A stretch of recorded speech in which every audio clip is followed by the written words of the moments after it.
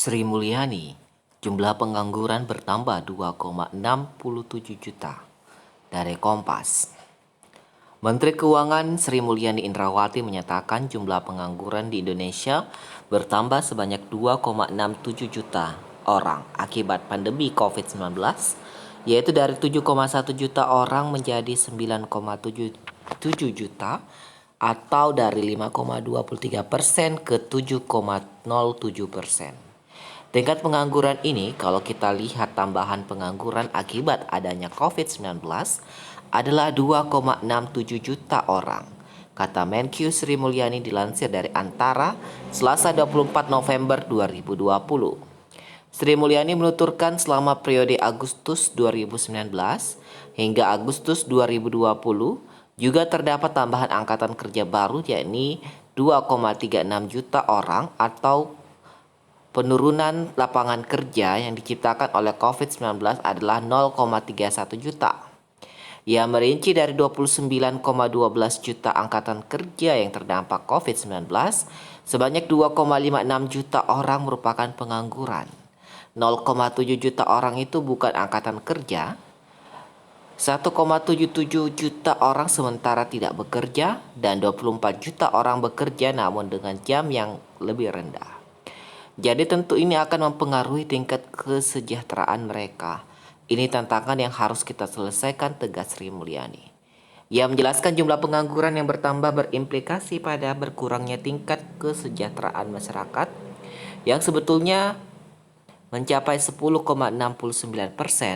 namun dengan adanya bansos maka berkurang menjadi 9,69%. Adanya perlindungan sosial maka kita bisa menurunkan dampak buruk dari yang seharusnya 10,96% menjadi 9,69%. Ini lebih rendah 1,5%. Ini suatu angka yang cukup signifikan, kata Sri Mulyani. Tak hanya itu, yang menyebutkan tingkat kesejahteraan yang menurun juga tercermin dari banyaknya masyarakat yang saat ini beralih dari sektor formal ke informal, yaitu dari 44,12% turun menjadi 39,53%. Mereka kemudian menjadi pekerja di sektor informal, sehingga pekerja di sektor informal naik dari 55,8% menjadi 60,4%, jelas Sri Mulyani. Dampak buruk libur panjang. Sri Mulyani juga mengatakan libur panjang saat pandemi justru tidak memberikan perbaikan kepada indikator ekonomi atau tidak terjadi konsumsi, tapi justru menambah jumlah kasus virus corona. Berarti ini harus hati-hati melihatnya. Apakah dengan adanya libur panjang, masyarakat melakukan aktivitas, mobilitas tinggi namun tidak menimbulkan belanja dan menimbulkan tambahan kasus COVID, kata dia. Menurut dia, pada kuartal keempat 2020, jumlah hari kerja memang lebih sedikit dibandingkan periode sama tahun lalu. Pada Oktober tahun ini, lanjut dia, jumlah hari kerja mencapai 23 hari, sedangkan tahun ini 19 hari kerja karena adanya libur panjang. Namun konsumsi listrik di sektor bisnis dan manufaktur menurun, sehingga dampaknya ke sektor produksi juga menurun. Dan